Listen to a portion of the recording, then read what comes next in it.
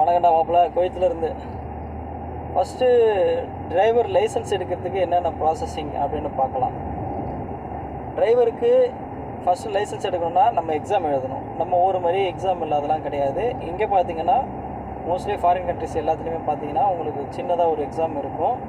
Exam சொன்னால் உங்களுக்கு ரூட்டை பற்றினது, மற்றபடி சிக்னலு, இந்த மாதிரியானது எந்தெந்த நேரத்தில் என்னென்ன பண்ணணும் அப்படின்றது தான் உங்களுக்கு ஒரு கொஸ்டினாக வரும்.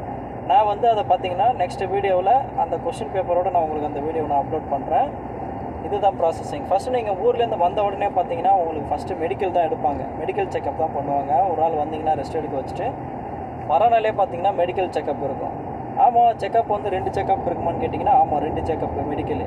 ஒன்று நம்ம ஊரில் பண்ணுற மாதிரி இருக்கும், இன்னொன்று பார்த்தீங்கன்னா இங்கே பண்ணுற மாதிரி இருக்கும். இங்கே மெடிக்கல் செக்கப்லாம் முடிஞ்சதுக்கப்புறம் உங்களுக்கு 3 மாதம் டைம் கரெக்டாக.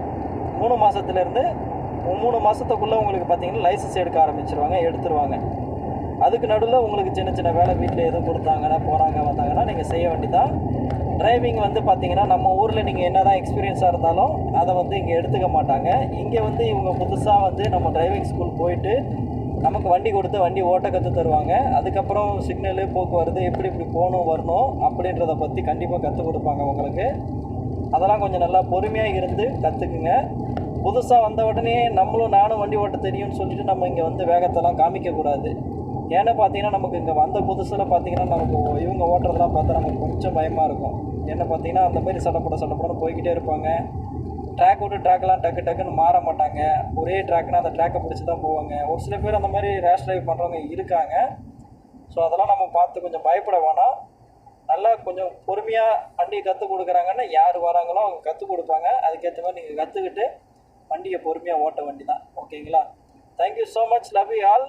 தொடர்ந்து நம்ம சேனலை வாட்ச் பண்ணிக்கிட்டே இருங்க. கண்டினியூஸாக நம்ம வீடியோ கொடுத்துட்ருக்கோம். Bye bye. Love you so much. புதுசாக பார்க்குறவங்க கண்டிப்பாக நம்ம சேனலை சப்ஸ்கிரைப் பண்ணுங்கள். நிறையா உங்கள் ஃப்ரெண்ட்ஸுக்கு ஷேர் பண்ணி விடுங்க.